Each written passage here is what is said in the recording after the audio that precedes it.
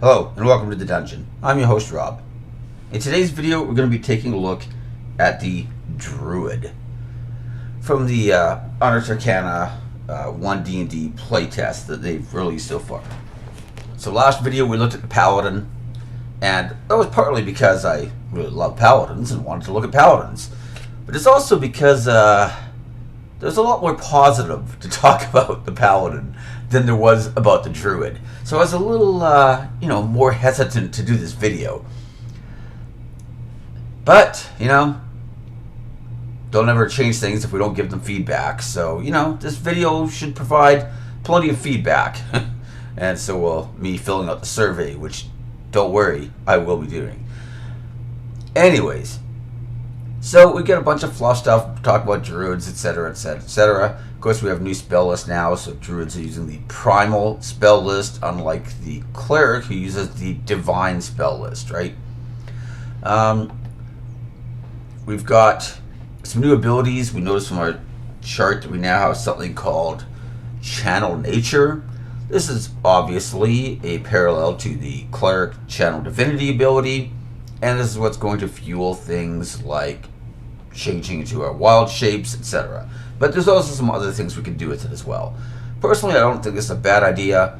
I think that for Druids who don't want to do a lot of shape changing, giving Druids something besides shape changing is a good idea. And for Druids who do want to do a lot of shape changing, no big deal. But either way, having the option is always better than not having the option in the first place. So anyways, we've got our prepared spells, just like everything seems to be going to now. As usual, we're getting a Druid subclass now at level 3, and I say as usual, not because that's how it was, because we used to be at level 2. I just mean that brings us in line with everything else we've seen, where everybody seems to get a subclass now at level 3. I'm not the biggest fan of that. I kind of liked the idea that certain classes just got a subclass earlier, I don't think that everything needs to be this just, homogenous, mix where everything's basically the same. Like, I get that balance is important, but, so are uniquenesses and things like that. And, like, the subtle differences between the classes was something that a lot of us really, really enjoyed, So I'm not saying that that's gone. Obviously, there's still going to be differences. But just, the more they become the same, then the more generic everything starts to feel. And I don't really like that so much. But anyways, let's go through and take a quick look at the class features list here and see how it compares to what we currently had in the player's handbook. So, obviously, Channel Nature is a new feature. We get that. We didn't have it before. We get the Druidic feature, which we had before at level 1, and Spellcasting, which we also had at level 1. So, that's mostly the same. At level 2, though, we're getting an ability called Nature's Aid. We'll talk about that more in a moment. Of course, we used to get our Druid Circle, which is our Druid subclass at level 2. That has now moved to level 3. Level 3 we didn't really get anything, though, except for second level spells being available. So, now we get an ability there. Level 4, we're getting our feet, just like everybody else gets at 4 and 8 and 12 and, etc. Level 5, we didn't used to get anything. We're now getting Might of the Land. Level 6, we're getting a subclass feature. That's what we used to get as well. Level 7, we now get Aquatic Form. This used to come at level 4 with one of our wild shape improvements that we used to get in addition to our feet. I do not really like this change at all. I don't know that having a swim speed and being able to breathe underwater was so incredibly powerful that we needed to move it back to 7th level. I mean, by 5th level, the wizard could ritually cast it on everybody in the party and not even have to use a spell slot to do it. I mean, druids can ritually cast it too, don't get me wrong, but, I'm just saying, I don't know that that was so important. Aerial form, I get, right? Like, we used to get that at 8, now we're getting it at 9. But, I mean, swim speed, I don't really think that it was so incredibly powerful that it needed to be pushed back, or if it was moved just so that we could have an ability at level 7, but You know, I mean, it just seems so much clearly worse than it was before. Anyways, at 8, we're getting feet, just like everyone else. We used to also get our aerial form, sorry. Now we're getting that at 9. 9 used to have nothing as well. Druid had a lot of, like, I mean, not technically dead levels, because usually at these levels you're also getting higher level spells, like we were getting 4th at 7 and, you know, 5th at 9, like I said. So, you know, it's not like you weren't getting anything there. It's just, now it's like this chart looks so nice and pretty with something at every level, until you realize that half of it's, you know, way later than it used to be. Whatever. Level 10, subclass feature, that's unchanged. Level 11, we now get the Tiny Critter ability. So, we'll talk about that more when we get to it. But basically, Tiny Critter just allows you to turn into things like spiders and whatnot. You know, the thing that you used to be able to do at level 2. Now, don't get me wrong, I understand. Like, if you've ever had a druid in your party who decides to turn into a spider and spend the next, like, 12 hours slowly mapping out the entire dungeon while the rest of the party takes 1.5 long rests, it sucks. Like, it really is annoying. So, like, I get it. But, you know, a wizard could have done basically the same thing with Arcane Eye by level 7. Yeah, I mean, there's so many scouting and different forms of, like, you know, just exploration techniques. If you think it's imbalanced, just don't allow people to turn into tiny critters. And if it, you know, like, I don't know why it's suddenly like, well, level 10, you couldn't turn into a spider. But you could turn into an ape. You could turn into an eagle. You couldn't turn into a mouse, you know. But now at level 11, you finally gain the ability to turn into something super small that can, you know, very slowly explore a dungeon. I mean, you could do the same thing with a familiar, maybe. I mean, you know, depending on what your familiar was. I mean, granted, most people take things like owls and stuff for flyby, in which case it's not squeezing under doors or anything like that, but you get what I'm saying. I mean, a rogue with expertise, or the druid casting Pass Without Trace on the rogue with expertise and stealth is pretty much going to be impossible for anybody to spot either. I mean, granted, they might have to open doors or something. There's a chance they could get caught, but I mean, the point is that scouting was already so powerful and so prolific that I don't think that this needed to be changed that much. Maybe you're worried that a druid was overshadowing the rangers and the rogues in the stealth department. I think that's a worthy concern, actually, right? But I don't know. If you're that worried about it, just get rid of it entirely, is my opinion. Like, I don't know why moving it to 11. But anyways, that was supposed to be saved for later. But I couldn't help myself. 12, we've got, of course, another feat, just as always. 13, we get the ability Alternating Forms. We'll get to that in a moment. This is one I actually kind of like, though. So, you know, we finally have a positive here. At level 14, we're getting a subclass feature. That's the same as before. Level 15, we're getting Wild Resurgence. Level 16, another feat. 17, we're getting Beast Spells, which we used to get at 18. So this is now a level earlier. And it's basically the same thing, right? It lets us cast spells in beast form. At level 18, we're getting the Archdruid ability that used to be our capstone. We used to get at 20, so a couple levels earlier, nothing wrong with that. 19, we're getting a feat, and of course at 20, we're getting an epic boon, just like basically everybody else is getting at 20. That's one I don't mind being standardized, though. You know, imagine if certain classes were getting epic boons like 3 or 4 levels sooner than everybody else. That would kind of be a problem. So, you know, that's one standardization across the board. That's probably good. So let's get into some of these other things here.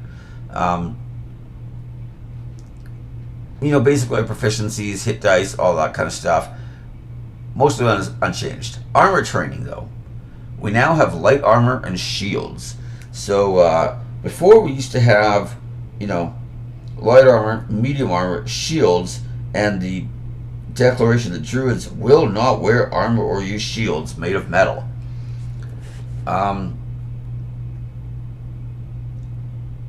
I don't know why they chose to phrase it like that. I would way rather have had them say, like, druids who do this, like, can't cast spells or something like that. Like, bring it kind of like what how monks have or barbarians have, right? Like, barbarians can't use some of their abilities in heavy armor. Rogues can't use some of their abilities in heavy armor. Monks can't use any of their monk abilities in any armor. So make it something like that. But like the idea that they just won't do it. I mean, I've seen lots of people that have tried to find ways around that or whatever. They're like, but what if I'm some sort of druid of the earth and I use stuff made of metal because it comes from the earth. Like there's always so many other ways to explain that kind of stuff that it just feels really unsatisfying when you're just like, but druids just don't want to do it. They could do it. They just don't want to. Give us some actual rules with restrictions or whatever, right? Anyways, so medium armor is just off the table now. Although you could, since there's no longer a restriction on metal armor, you could take the medium armored feet or even the heavily armored feet if you wanted as well, and then you could wear heavy armor of metal. So I guess if you want to put the investments in, it's now an option that it technically wasn't before. Anyways, let's get into the exact features here, since that's going to be quite a bit of the video, and then we're going to be talking about moon druids in particular, since that's the subclass that they have released so far. So at level 1, we've got our channel nature. So we start with only one effect, and that is wild shape. Other druid features give additional channel nature effect options. Each time you use its channel nature, you choose which effect to create among those that you have from this class. You can use channel nature twice. You regain 1 expended use when you finish a short rest, and all expended uses when you finish a long rest. You gain additional uses when you reach certain druid levels, as shown in the channel nature column of the druid table. If a channel nature effect requires a saving throw, the DC equals the saving throw, the spell saving throw DC from this class's man, I cannot talk tonight. Spell casting feature. Anyways, hopefully that made sense, and my English as my first language problems weren't causing you too much of a headache there. Anyways, into wild shape. As a magic action, you transform into a form that you have learned for this feature. You start with one form, Animal of the Land, which is detailed in the wild shape section later in this class's description. You stay in that form for a number of hours equal to half your druid level, or until you use the wild shape again, or until you have the incapacity condition or die.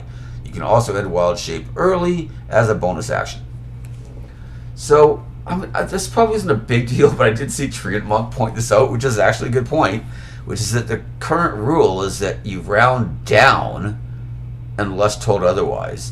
So technically, that would mean that you take your wild shape for 0 hours. I mean, you could always just say, well, obviously they mean 30 minutes, which is a way more rational and reasonable interpretation, in my opinion. Or you just say, half your druid level rounded down to a minimum of 1 hour. That would also be a reasonable restriction. But yeah, not phrased the best, that's for sure. Anyways, while in a form, its game statistics replace yours, and your ability to handle objects is determined by the form's limbs rather than your own. You retain your personality, memories, ability to speak, and wild shape. You lose access to all your other features, such as the ability to cast spells. You can continue to concentrate on one. When you transform, you choose whether your equipment falls to the ground in your space or merges into your new form. Equipment that merges with the form has no effect until you leave the form. So, let's point out something really quickly here. Losing the ability to cast your other spells and losing all of your other features has always been kind of one of the issues with wild shape, in the sense that it doesn't really work with feats. And that's not really great. Now, maybe it won't matter as much because things like Sharpshooter and Great Weapon Mastery have been nerfed for 1D&D, right? So you not having access to those things isn't as big of a deal when those things just aren't as powerful as they used to be. But, it's still worth pointing out that as written, you're not going to have access not just to your feats either, or your spells. It means things like racial abilities, right? Or, sorry, species abilities will no longer be available, right? It means that your skills you might have, like maybe you're proficient with the survival skill or, with the observant skill. Well, apparently not once your shape changed. So, if I retain my memories and stuff, I would hope that I'd still be able to, have proficiency in, say, religion, as an example, right? Or investigation, So, maybe those count as retaining part of your personality, but it kind of seems to say that those are the exact type of things you're not getting. Anyways. So let's look at the Druidic ability. Of course, that's basically unchanged. Druidic, the secret language of Druids. You can speak the language and use it to leave hidden messages. You can make an investigation roll to decipher without magic. That's okay. Spell casting, we don't need to go into tons of detail on this. They do give you a list of prepared spells that you should possibly know, half of which are, probably not ones that you actually want to know, because there's usually better options. Most of this remains the same, right? Spell casting is still wisdom, and you can use that druidic focus for the spells you've prepared, right? Level 2, Nature's Aid. You learn 2 more ways to use your channel nature. Healing Blossoms and the Wild Companion, each of which is described below. So, Healing Blossoms, as a magic action, you channel healing energy that appears as blooming flowers. Choose a point within 30 feet of yourself, and spectral flowers appear for a moment in a 10-foot radius centered on that point. Then roll a number of d4s equal to your wisdom modifier, minimum of 1 dice, and add the dice together. The total is the number of hit points you can distribute to creatures in that sphere. You decide the number of hit points that are restored to each of those creatures, deducting the healing from the total. Now, this is not bad. I mean, it's a AoE heal, a 10-foot radius sphere centered on a particular point is actually pretty good. My problem with it, though, is that it doesn't scale particularly well. I mean, it means that at most, by level 20, you're going to have 5 d4s probably, unless you've managed to find some way to boost your wisdom beyond 20. But that's not the norm, right? So, you're probably looking at being able to heal a maximum of 20 hit points. And an average of like less than 15. I just don't find it that overwhelming.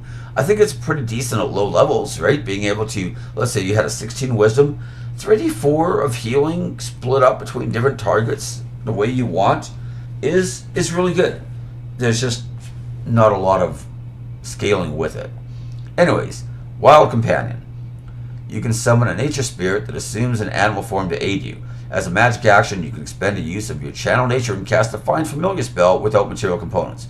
When you cast a spell this way, the familiar is a fae, and it disappears when you finish a long rest. So, let me just grab a drink here. This brings us to another issue I kind of have with the Healing Blossoms.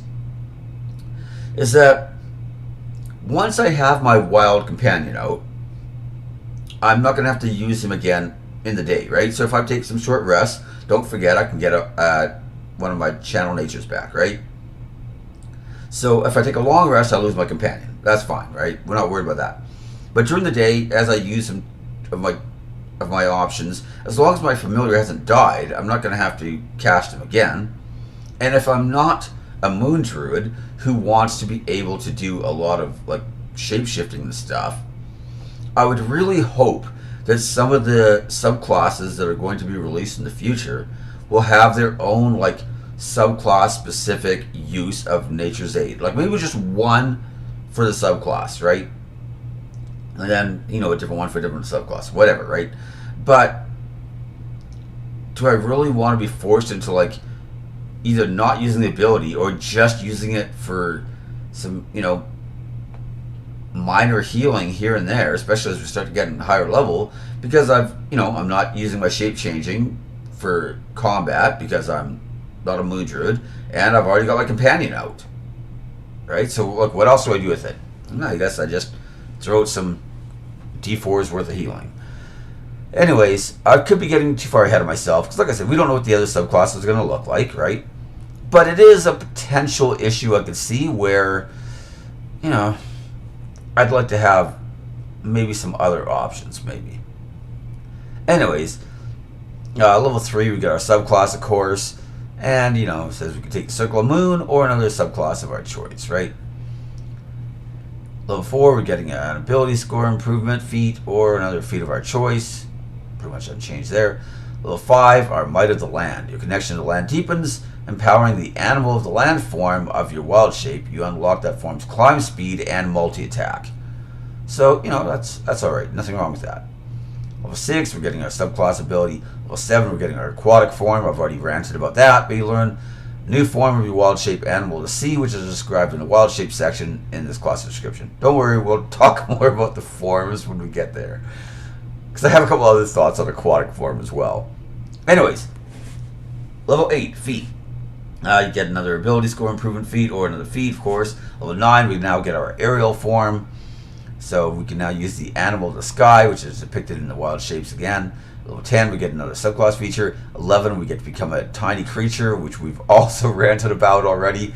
So you can make it tiny. If you do so, you can stay in that form for no longer than 10 minutes, and the damage you deal in that form is halved. So I think this is another fix for Spider mapping the dungeon over a 12-hour period as he slowly crawls under all the doors. Now you can only do it for 10 minutes. Anyways. Level 12, feat. Again. 13, alternating forms. Now I did already hint, this is actually one that's pretty decent. So finally we have something positive to talk about. You can now rapidly shift between a wild shape form and your natural form. If you're in a wild shape form, you can switch to your normal form as a bonus action. You can then switch back into that wild shape form within the next minute as a bonus action. Neither switch expends the use of wild shape. So this would allow you to, be in your animal form, but then if you needed to, like, say, open a door or open a chest, or maybe you just needed to turn back, cast a spell, and then go back to wild shape again, right? The paladin went down, and you need to, like, cast a spell on him to heal him up and get him back in the action, because, he can't lay hands himself, right? So now you can do that, and it's not using an extra use of the wild shape, which is nice. I will point out though that it does say you can switch back into that wild shape form. So if you're like a we'll say aerial form at this level, right? Then you wouldn't be able to switch into like the land form or the aquatic form. You'd have to go back into the one you were already using. Anyways, level 14, subclass. Level 15, Wild Resurgence. When you use your wild shape, primal magic radiates from you, allowing you to use Healing Blossoms as part of the same use of Channel Nature. So, I guess that's kind of alright, It's not forcing you to use an extra charge of it, and it's like if I'm going to wild shape anyway, or if I was going to heal and wanted to wild shape later, I might as well just wild shape now and heal all at the same time, all for one use. Granted, if nobody in the party is injured, then this doesn't really do me any good whatsoever. But, it's still better than not being able to do that, so I'll take it. Besides, somebody's probably injured, at least a lot of times when you use that. 16, of course, another ability score improvement feat or another feat of our choice. 17, we get in the beast spells. I've already mentioned this, but you can cast spells in any wild shape form. While in such a form, you can perform somatic and verbal components, and you don't need to provide free material components. If a spell consumes this material component, you can't cast that while in a wild shape form. So that's a little unfortunate, but it's not the end of the world. Level 18, Arc Druid. Whenever you roll initiative, you gain one use of your Channel Nature. In addition, the primal magic that you wield causes you to age more slowly. For every 10 years that pass, your body only ages 1 year. I mean, that's cool. It's not really, excuse me, not particularly impactful on game, usually, but you know, it's neat, and it's a bit of like fluff or whatever, especially for like NPCs. I like this quite a bit. You know, you could always have like the high level arch druid that the players have to meet in some alternate timeline or something, and it turns out that he's now an old man, but because he's aged like 50 years, and then you realize that, oh, that's actually like 500 years for this guy. Anyways, 19 we got a feat, and 20 we get our epic boon, of course. So, wild shapes. Excuse me, starting to cough suddenly. So when we use our wild shape, we transform into a form we've learned for this feature. It gives us 3 different forms: animal of the land, animal of the sea, and animal of the sky. As you assume a form, you determine its appearance, select an example animal from the form's description, selecting another appropriate animal, or choosing a hybrid form that incorporates the visual characteristics from 2 or more animals, which, by the way, I kind of like. The appearance you choose has no effect on the form's capabilities, but it is kind of a cool fluff ability. Anyways, when choosing an animal's appearance for the form, that animal doesn't need to be the same size as the form. For example, you could choose elephant for the appearance and small for the size, creating a form that resembles a little elephant, which, by the way, would be adorable. And if you could figure out how to like make genetically engineered miniature elephants and sell those pets, I promise you, every girl on earth would buy a miniature elephant. I'm telling you that right now. All you need is to figure out how to do that. Anyways, animal of the land. An animal of the land. Oh, there is a pygmy elephant, but I was quite disappointed to learn that they're still like 9 feet tall, because I've actually thought about that in the past. Anyways, so not helpful for us. Anyways, animal of the land is a flightless terrestrial animal such as a bear. Where is my brain? A bear, deer, horse, cat, dog, velociraptor, or big rodent. Well, in this form, you use the animal of the land stat block. So all the stat blocks, of course, are kind of generally similar, right? But there are some minor differences. So we're having an armor class. In most cases, it's 10, but in the sky, it's 8 plus our wisdom modifier. Hit points. You continue to use your hit points and hit dice. Yeah, that's a big difference. We'll talk about the implications of that in a second. Speed, 40 feet. Climb speed, 40 feet, but you have to be 5th or higher level, of course. We've already talked about that as well. Strength and dex equal your wisdom score. Con, int, wisdom, charisma, use your scores. So you keep the languages. Your proficiency bonuses equal your proficiency bonuses. Keen senses, you have advantage on wisdom perception checks, which is nice. You've got your bestial strike, d8 plus your wisdom modifier, does bludgeoning, piercing, or slashing, and at 5th level you're getting multi-attack. Animal of the sea, which of course you now have to be level 7 to get. You do have dark vision of 90 feet though, compared to only 60 feet as animal of the land. You get the languages, blah, blah, blah. You have amphibious, so you can breathe air and water. Multi-attack, you start with automatically, because you're, level 7 by the time you can use it. It does do less damage though. You're only doing a d6 plus your wisdom modifier instead of a d8. And I don't really know why, honestly. I kind of feel like a lot of sea animals tend to be even bigger than land animals, such as like whales, for example, octopus, giant squids. Like, there's a lot of gigantic sea animals that feel like they should hit just as hard or harder than a land counterpart. I also don't really think that, you're already getting it at a later level, right? So if they're worried that, but it's too good, why would you choose animal of land anymore? Well, it's a higher level ability. It should be at least as good or better, So, I don't, you do have things like the low land speed movement and stuff. So I don't think that making the damage lower is really, really necessary. This also makes it worse than, say, shillelagh damage. Although I guess you are getting multi-attack, so there is that. So I shouldn't say that. I think shillelagh does compare to Animal of the Land though, pre-level 5, because they're both using your spell attack modifier to hit with, and you're getting D8 plus your wisdom modifier, which kind of makes me wonder why, why not just use shillelagh, especially since your armor class was probably better in Druid form. Maybe not, but pretty similar. You don't have the extra hit points anymore either. We'll get into that all in a second. Anyways, Animal of the Sky. So your armor class is even worse. It's 8 plus your wisdom modifier. And of course you've got a fly speed though of 40 feet. Your dex equals your wisdom score. Everything else uses your actual scores. I should have pointed out that your animal sees the same thing, by the way.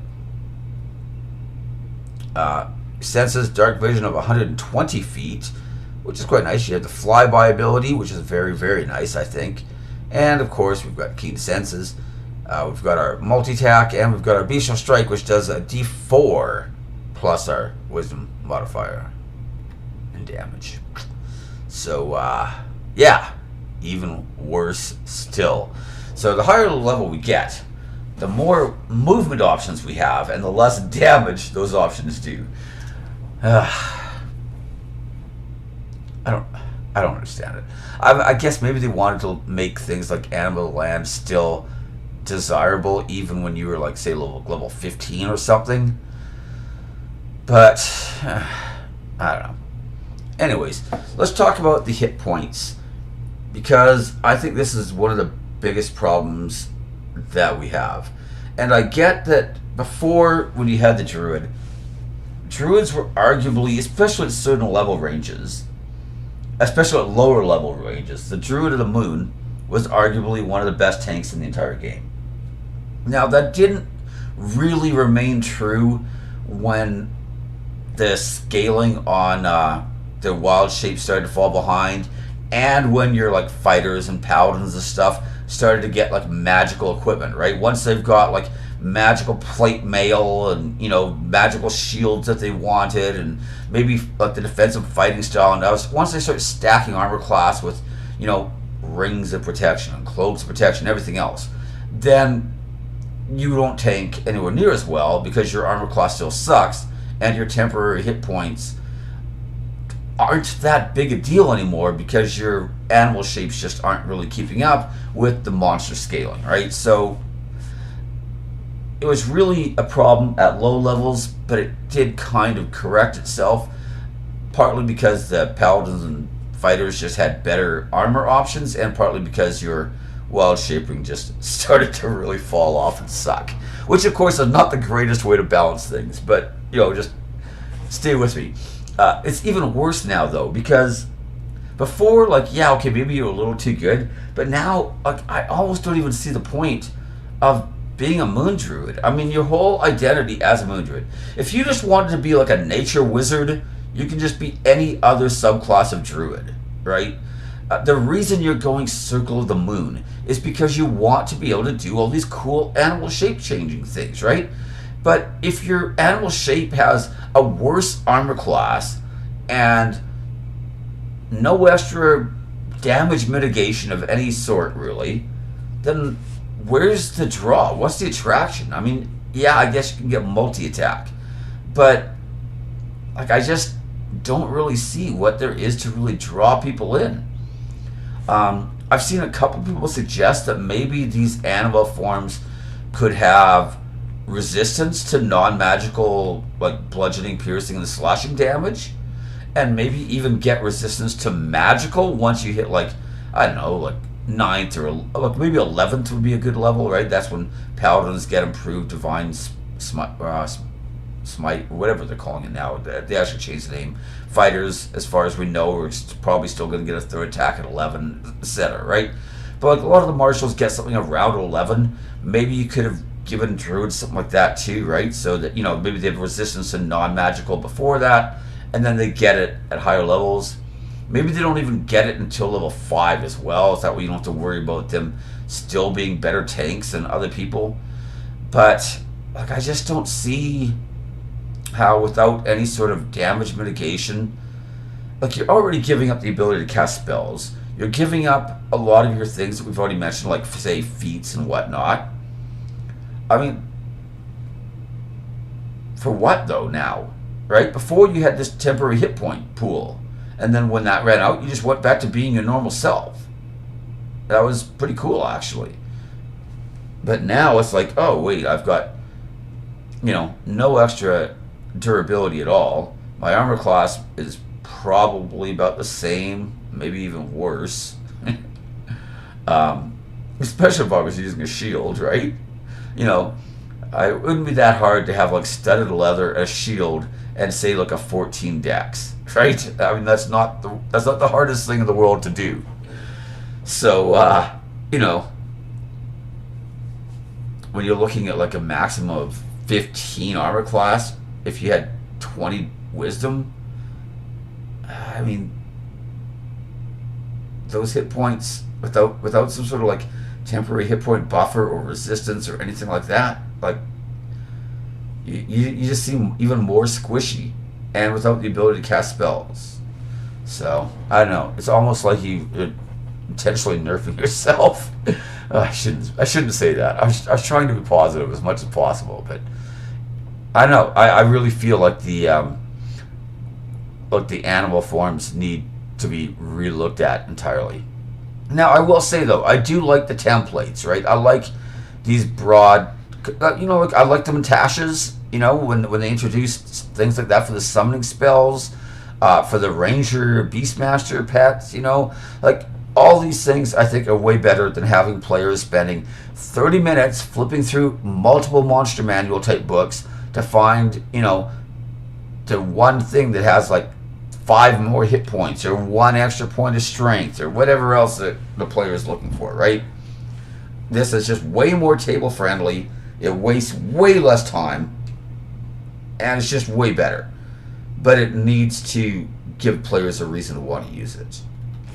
Anyways, let's get into the Circle of the Moon before this video gets way too long. So, we already know the basic idea of Circle of the Moon, I assume. They're the druid that loves shape changing. Of course, now we're getting that at level 3 instead of level 2, but whatever. So you're getting your combat wild shape. And by the way, look, the Circle of the Moon does make the shapes better, right? Which is what I would expect, But as we'll discuss, I think that, if the templates and things are flawed to begin with, you're just improving what's already a flawed, base, The foundation of your house is not solid, so trying to make a better house on top of that foundation is probably not going to work too well. Anyways, so combat wild shape. You've learned magical techniques that allow you to quickly transform and to channel magical protection while transformed, giving you these benefits. Abjuration spells. While you're in a wild shape form, you can cast any spell you currently have prepared from the Abjuration School, provided the spell doesn't require a material component. If you have like shield and counter spell, that would be cool, but they're not on the primal spell list. There are other good abjuration spells, but many of those aren't on the primal spell list either. Whatever. But still, it's better than not being able to cast any spells, so, it's not the worst thing ever. There are some good ones still, like I said. Quick attack. You can use unarmed strike as a bonus action. That's kind of neat. I actually don't mind that idea at all. And swift transformation. You can use your wild shape as a bonus action or magic action, but no more than once on a turn. I really like that they just kind of spell out that you can do it with either one. Because I've had arguments and seen other people have arguments where they're like, oh, but it says it's a bonus action for Moon Druid, so that means it has to be a bonus action. And, sometimes you didn't want it to be. Like, yes, bonus action is better 99% of the time. But every now and then, maybe you had something you wanted to do with a bonus action that specifically can only be done on a bonus action, So just spelling it out that you can do it on either one of your choice is just way better. Anyways, 6th level, Elemental Wild Shape. So whenever you assume a wild shape form, choose one of the following damage types: acid, cold, fire, lightning, or thunder. While in that form, you have resistance to the chosen damage type, and the form's bestial strike can deal damage of that type rather than its normal type, with you choosing between the types when you hit. Which is also nice, by the way. Maybe you were already in fire form and now you're fighting something that's resistant or immune to fire damage, and you're like, oh, well, now I'm kind of screwed unless I just give up my wild shape. Well, no, because you can still do your normal damage type. And if they're dealing fire damage and immune to fire damage, you might still want to have that resistance to fire damage. So that's good. Your form also displays signs of the chosen damage type. For example, if you choose fire, your fur and wild shape might flicker with harmless flames. You choose the details.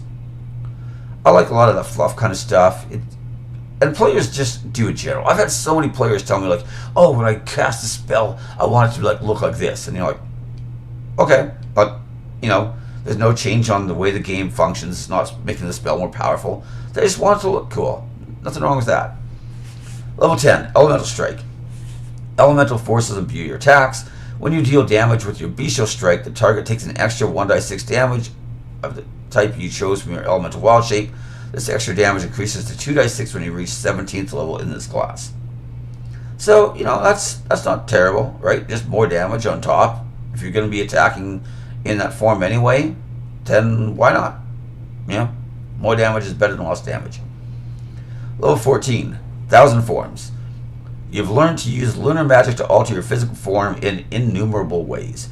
You always have the Alter Self spell prepared, and you can cast it without expending a spell slot. It also doesn't count against the number of spells you have prepared. And I really like that too, just the idea that you can, change kind of however you want. That's fun. That's cool. So that is it for Druid. I guess we could take a quick look at the Find Familiar spell, since that is, one that's kind of specifically added. We used to have that spell before, right? But, we now get it as a Druid, which is something we didn't used to get before. So let's take a quick look at it. Casting time, 1 hour. So that's considerably longer. But don't forget, you could ritually cast it and add 10 minutes to that. But at that point, who cares about the 10 minutes? Although I guess you couldn't do it during a short rest then. That's actually pretty unfortunate. Oh well, whatever. We'll assume the rest of the party will just put up with it and wait an extra 10 minutes. Anyways, you get your verbal somatic 10 gold pieces worth of charcoal, incense, and herbs. It must be consumed by the fire in a brass brazier. The duration is instantaneous.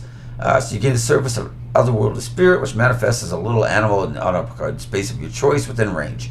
This creature uses the otherworldly familiar stat block. If you already have a familiar from that spell, this familiar transforms into that new one but retains its memories. You don't get a second familiar. Okay. Whenever you cast a spell, choose the familiar's creature type: celestial, fey, or fiend.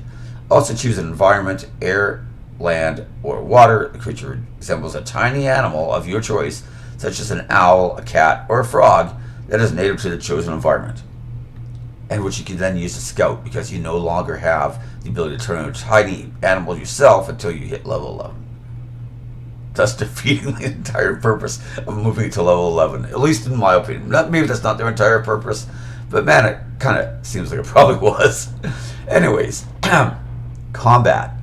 The familiar is an ally to you and your companions.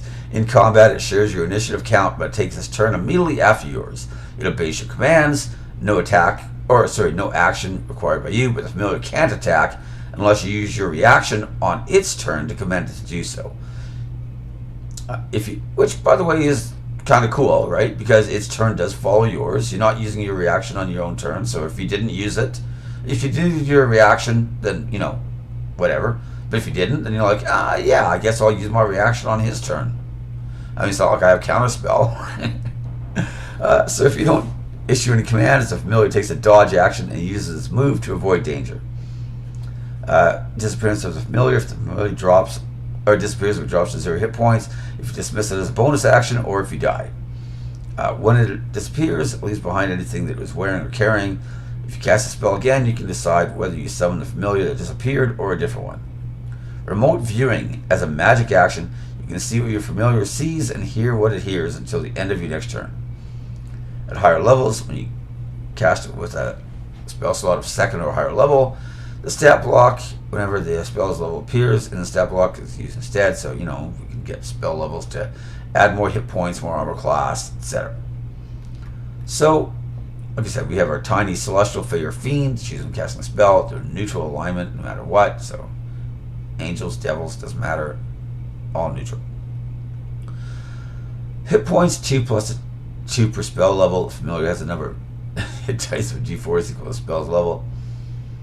So we have a movement speed is 30 feet, climbing speed is 30 feet for land only, fly speed is 30 feet for air only, and a swim speed of 30 feet for water only. So, pretty much what we would expect. Passive perception of 12, which is okay. Dark vision, though, not bad.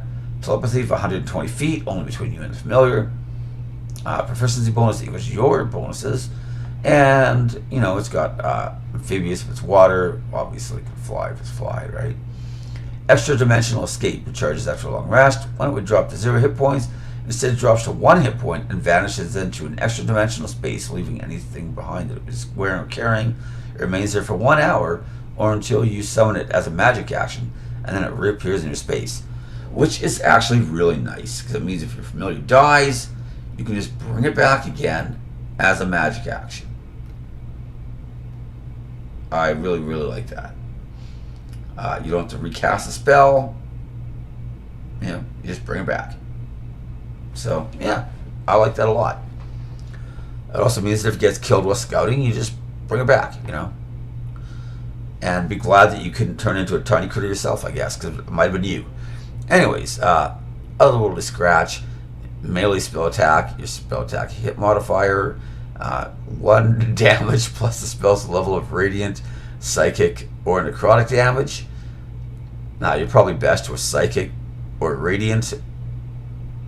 I mean, necrotic's not the worst thing ever, but it does tend to be way more likely to be resisted or immune than psychic or radiant, which are 2 of the most reliable damage sources in the game. Reactions: deliver spell. When you cast a spell with the range of touch, the familiar can deliver the spell with its touch. To do so, the familiar must be within 120 feet of you. Now,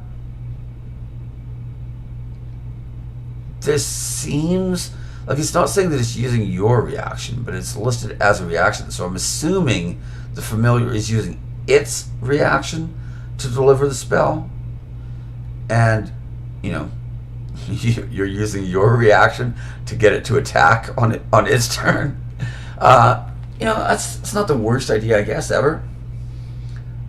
It does mean that, the familiar probably didn't have a lot of other things it could do with its reaction anyway. So I don't mind this. The familiar can, it used to just be able to do it anyways, like without anything. Now it's using the familiar's reaction, but like I said, it wasn't really going to do anything with the reaction anyway, so it feels like this is something that didn't really matter much in the long run. Anyways, let's wrap it up, because this video has gone on for probably way longer than it should have. So, I understand a lot of the intent behind this, right? There were some real problems with Wild Shape, namely that it was way too good at the beginning of the game, and way too mediocre through all the mid of the game. I mean, yeah, it became pretty good again when you could cast your spells in Wild Shape and then just had a bunch of temporary hit points to make you tougher, right? Then it was pretty good, but that's not till level 18 before, 17 now, right? So the majority of games, you were looking at the first 3, 4, maybe 5 levels where the Druid was really, really strong in wild forms, and then that started to just fall off and became quite obsolete. So I get that, that's really not what they were probably looking for. They want something that's going to be more consistent throughout and probably scale and kind of get better, which is why they wanted things like your aquatic form and your aerial form and stuff like that, right? But I feel like the forms themselves just aren't good enough. I feel like the templates are a good idea, but again, I don't know that there's really just enough there to make them strong enough, you know? If we compare this to like the changes to the Paladin, I mean, the Paladin, yeah, you can say like, okay, like Divine Smite is now limited to 1 time per turn. That's actually a pretty big change, you know, especially if you're the kind of Paladin who never casts spells and just uses all your spell slots on smites, which, let's be honest, that's every Paladin.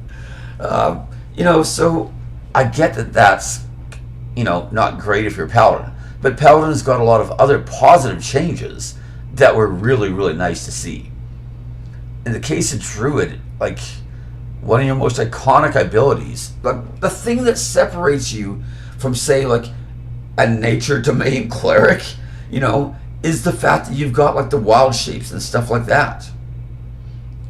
And it just feels like they really kind of gutted the actual practical uses of the wild shapes.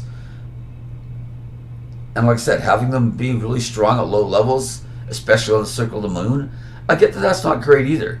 But while the majority campaigns all start at low levels, and so you see that a lot, they don't usually stay at like 3rd or 4th level. It's a phase that you kind of transition out of. And I don't know that it needed such drastic changes. So hopefully we'll see some improvements. You know, like this isn't just a minor thing. This is the thing that really separates Druids and makes them unique. So, I don't know. I would have liked to see something a lot more encouraging than this, I guess is what I'm trying to say. Anyways, those are my thoughts on the proposed changes for the Druid. Feel free to like, subscribe, ring the bell for notifications, and most importantly, leave me your comments in the comment section. I'm sure there have to be other people that have had similar thoughts, or maybe you think that it's actually not so bad, you know? Maybe you're like, I'm sick and tired of Druids, of every Druid in our campaigns always being Circle of the Moon and always, you know, tanking better than the tanks. That's legitimate too, you know? So anyways, let me know what you think, and I will see you next time. Bye.